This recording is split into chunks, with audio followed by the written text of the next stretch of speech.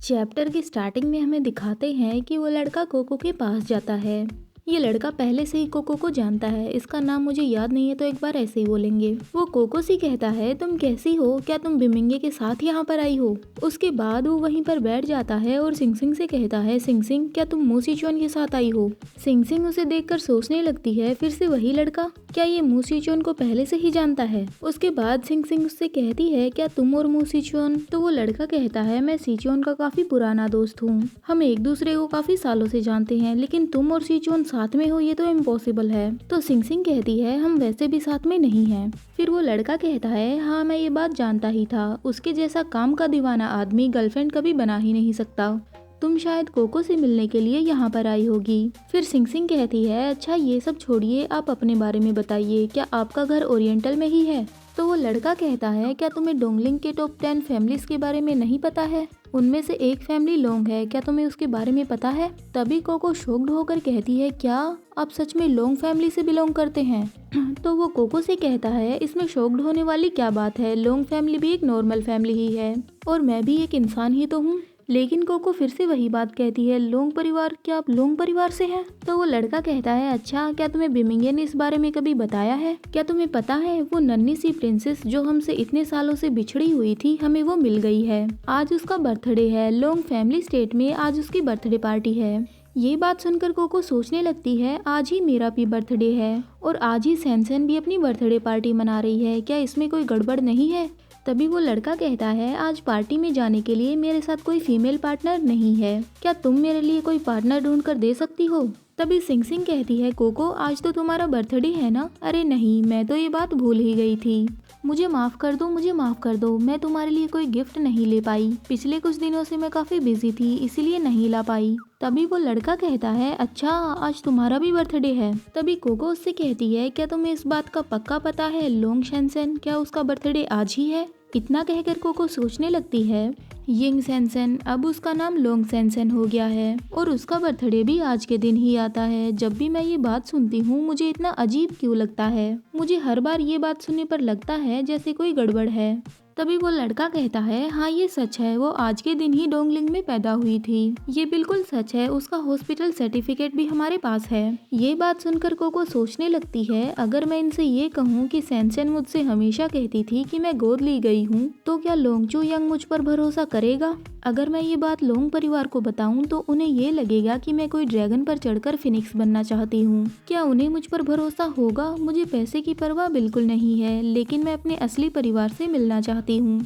तभी सिंग सिंग कहती है, कोको तुम्हारा चेहरा उदास क्यों लग रहा है, क्या तुम इसलिए उदास हो, क्या तुम मिस्टर सोंग के साथ पार्टी में जाना चाहती हो, क्या तुम उनकी पार्टनर बनके मेरे साथ सोशल साइट्स पर जाना चाहती हो। तो कोको कहती है, क्या तुम भी जा रही हो। सिंग सिंग अपनी नजरें घुमा लेती है और कहती है, हाँ मैं मिस्टर लोंग के साथ भी जा रही हूँ और परसों मिस्टर बिमिंगे के घर भी जा रही हूँ उनकी बर्थडे पार्टी के लिए। मिस्टर बिमिंग की बर्थडे पार्टी का डिनर है तो मैं मू सीचुन के साथ वहाँ पर भी जाने वाली हूँ। तभी सीचुन भी वहाँ पर आ जाता है और कहता है, तुम लोगों की बातचीत कैसी चल रही है। तभी मिस्टर सोंग कोको से कहता है, क्या तुम मेरे साथ पार्टी में चलना चाहोगी। ये बात सुनते ही कोको एकदम से जूस पीने लगती है और साथ ही साथ सोच रही होती है, अगर मैं इनके साथ चली जाऊं तो क्या मैं सैनसेन से मिल पाऊंगी। लेकिन मैंने इस बारे में बिमिंगे को तो बताया ही नहीं है। वैसे मैं जब से बाहर आई हूँ बिमिंगे ने एक बार भी मुझे कॉल भी नहीं किया है, तो उसे मेरी बिल्कुल भी परवाह नहीं है। फिर कोको मिस्टर सोंग से कहती है, ठीक है मैं आपके साथ चलूंगी। फिर मिस्टर सोंग कहते हैं, तो ठीक है डिसाइड हो गया, चलो मैं तुम्हें तुम्हारा गाउन दिलवाता हूँ, मतलब ड्रेस, उसके बाद हम लोग पार्टी में चलेंगे।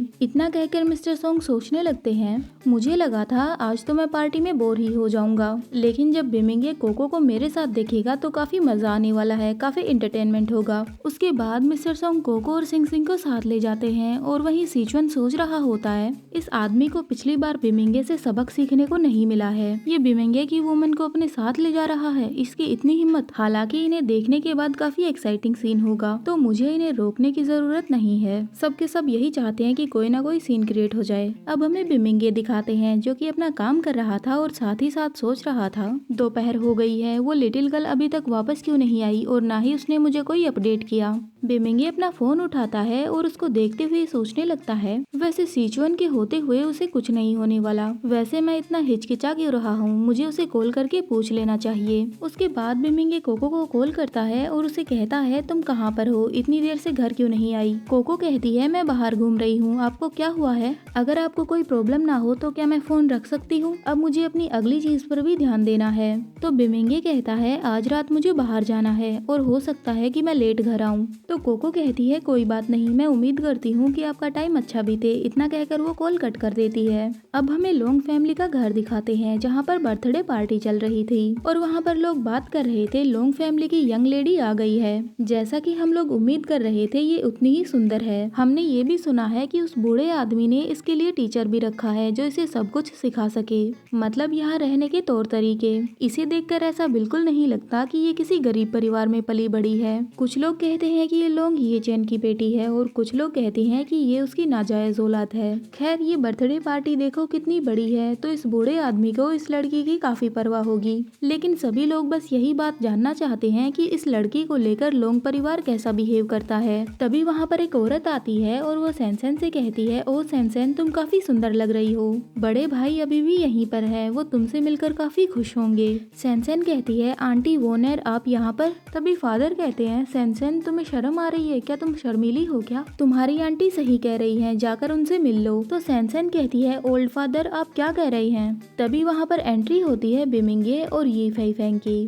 तो फादर उनसे कहते हैं, तुम लोग इतनी देर से क्यों आए? क्या तुम लोग अब मुझे रिस्पेक्ट नहीं देना चाहते? उसके बाद फादर बिमिंगे को देखकर सोचने लगते हैं, क्या ही शानदार और हैंडसम लड़का है। लेकिन बदकिस्मती से इसे उस कमीने बिमिंग ने अडॉप्ट कर लिया, मतलब गोद ले लिया। तो बिमिंगे कहता है, आप तो जानते ही हैं, वुमेन्स जब बाहर जाती हैं तो उन्हें तैयार होने में समय लगता है और एक जेंटलमैन के रूप में मुझे इंतजार करना पड़ा, इसीलिए हम थोड़ा देरी से आए। तभी ओल्ड फादर बिमिंगे का हाथ पकड़ते हैं और कहते हैं, मेरे साथ आओ, मैं तुम्हें अपनी ग्रैंड डॉटर से मिलवाता हूँ। वो बिमिंगे को सैनसेन के पास ले जाते हैं और उससे कहते हैं, सैनसेन यहाँ पर आओ, मैं तुम्हें बहुत ही इम्पोर्टेंट इंसान से मिलवाना चाहता हूँ। ये डोंगलिंग के बिमिंगे हैं, ये भी आपकी तरह ही टॉप 10 फैमिलीज में आते हैं। क्या तुमने पहले कभी इनका नाम सुना है? सैनसेन कहती है, ग्रैंडपा मैंने इनका नाम काफी सुना है, ये डोंगलिंग में सभी वुमेन्स के फेवरेट और पसंदीदा है। तो ग्रैंडपा बिमिंगे से कहते हैं, लगता है सैनसेन को तुम काफी पसंद हो, तुम हमारी फैमिली में शामिल क्यों नहीं हो जाते? अगर तुम इस बात के लिए एग्री करोगे तो मैं तुम्हें लोंग ग्रुप के 10% शेयर्स दूंगा।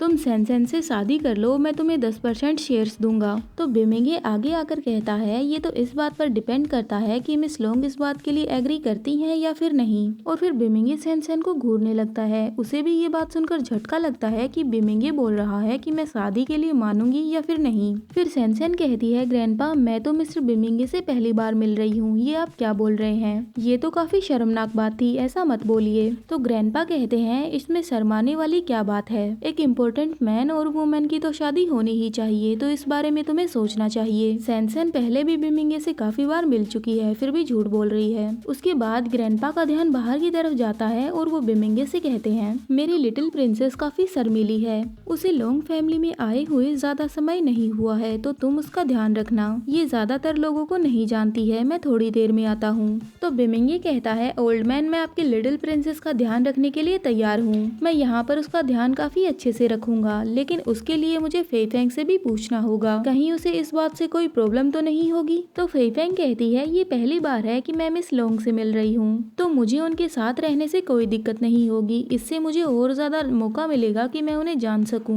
उसके बाद ओल्ड मैन वहाँ से बाहर जाने लगते हैं और बिमिंगे दूसरी तरफ देखकर सोचने लगता है, अच्छा तो ये मिस्टर लोंग का पोता लोंग चू हान है, इसी के साथ कोको पार्टी में आई है, जो कि हमें बाद में दिखाएंगे। उसके बाद बिमिंगे सैनसेन से कहता है, मैंने सुना है कि आप यहाँ पर ज्यादा समय से नहीं हैं, क्या आपको यहाँ की सारी चीजों की आदत हो गई है? सैनसेन कहती है, यहाँ पर सब कुछ ठीक रहा, ग्रैंडपा मुझे बहुत प्यार करते हैं और पूरा परिवार मेरा काफी ध्यान रखता है और मेरे साथ काफी अच्छा बिहेव करते हैं। ये सब बोलते हुए सैनसेन ने अपने कपड़े काफी टाइट पकड़ रखे थे। तभी फई फैंग कहती है, मुझे लगता है कि मिस लोंग नए आदमी से बात करने से घबरा रही है, शायद मुझे आज रात उनके साथ ही रहना चाहिए। बिमिंगे, यंग मास्टर लोंग भी आ गए हैं, तुम जाकर उनसे बात करो।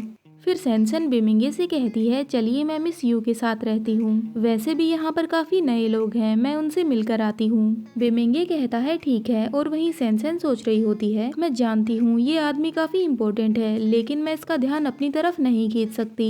उसके बाद सैनसन यू फेफेंग की तरफ देखती है और सोचती है ये लड़की बिमिंगे को छोड़ने के लिए तैयार है, क्या इसीलिए कहीं बिमिंगे मुझसे बात करे और मुझसे अट्रैक्ट हो जाए। उसके बाद बिमिंगे वहाँ से चला जाता है और फेफेंग सैनसन से कहती है मिस लोंग, वैसे मैंने तो अपना इंट्रोड्यूस आपको नहीं दिया है, लेकिन आप मेरा नाम पहले से ही जानती हैं। सैनसन कहती है आप इतनी बड़ी स्टार हैं और दिन भर मीडिया में छाई रहती हैं, मैं आपको कैसे नहीं पहचानती। वहीं फेफेंग सोचती है इसकी हिम्मत कैसे हुई मुझसे ऐसे बात करने की, ये मेरे सामने कुछ भी नहीं थी, क्या लोंग सैनसन वही है जो यंग सैनसन थी। इसे ये बिल्कुल भी नहीं सोचना चाहिए कि मैं इसे नहीं जानती, मुझे अभी भी उस दिन की सच्चाई नहीं पता है कि वहाँ पर क्या हुआ था और इसके डैड वहाँ से कैसे गिर गए और ये अचानक से गायब कैसे हो गई। उसके बाद सैनसन फेफेंग का हाथ पकड़ती है और उसे अपने साथ ले जाकर कहती है सभी फ्रेंड्स मेरी बात सुनो, मैं आप लोगों को किसी से मिलवाना चाहती हूँ। ये सिस्टर यू फेफेंग है, जैसा कि आप सभी लोग जानते ही हैं, क्या आपने इनकी फिल्में देखी है। तो सभी लड़कियां कहती है हाँ बिल्कुल, ये वर्ल्ड क्लास एक्टर हैं। तो सैनसन कहती है मैंने तो इनकी एक्टिंग भी देखी है, मैं तो पर्सनली जाकर इनकी फिल्म में एक्टिंग भी करना चाहती थी, लेकिन मेरे दादाजी ने तो मुझे परमिशन ही नहीं दी। तो वो लड़कियां कहती हैं लेकिन क्यों, परमिशन क्यों नहीं दी।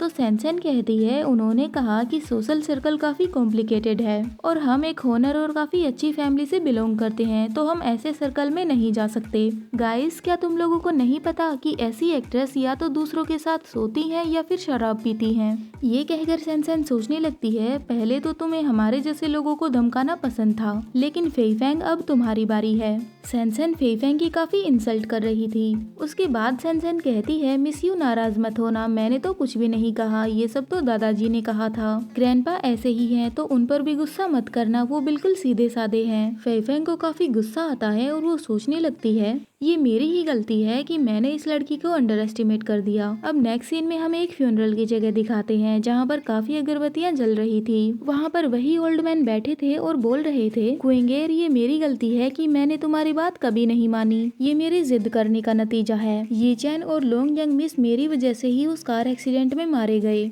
किस्मत से मुझे मेरी पोती सैनसन मिल गई है और मैं उसकी अच्छी देखभाल करूंगा। मैं उसे पूरी दुनिया में इतनी खुशी दूंगा जो उसे कभी नहीं मिली होंगी। क्विंगेर, आज सैनसन का बर्थडे है तो मैं उसके पास जा रहा हूँ, तुम्हें इस बात का बुरा तो नहीं लगेगा ना कि मैं तुम्हारे साथ नहीं। उसके बाद वो वहाँ से वापस जाने लगते हैं। इसका नाम है ये क्विंग एयर, जो कि शायद मिस्टर बिमिंग की बेटी है, मिस्टर बिमिंग की लीगल बेटी और बिमिंगे की बड़ी बहन, जो शायद मिस्टर सोंग के साथ चली गई थी और उन दोनों ने शादी कर ली। इनका हुआ एक बेटा, उसने भागकर शादी कर ली और ये ओल्ड मैन उसके लिए माना नहीं। वो दोनों कार एक्सीडेंट में मारे गए और उनकी एक बेटी पीछे रह गई जो कि कोको है। सिंग सिंग उसकी जगह लेकर बैठी है, कोको को इस बारे में कुछ नहीं पता।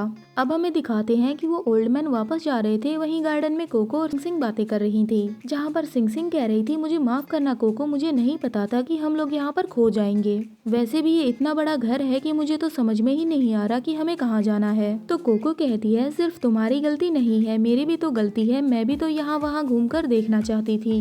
अब उन दोनों की आवाज मिस्टर सोंग को सुनाई देती है और वो सोचने लगते हैं अच्छा तो यहाँ पर दो बच्चियां हैं जो कि खो गई हैं। तभी सिंग सिंग कहती है चलो कोको किसी को ढूंढते हैं और उससे रास्ता पूछते हैं, और वो दोनों ही ओल्ड मैन के सामने आ जाती हैं। और वहीं ओल्ड मैन कोको को देखकर एकदम शॉक्ड हो जाते हैं और उसे देखते ही रह जाते हैं, क्योंकि कोको हूबहू क्विंग एयर जैसी दिख रही थी। और इसी के साथ ये चैप्टर यहीं पे खत्म होता है। Hope you like this video, bye bye.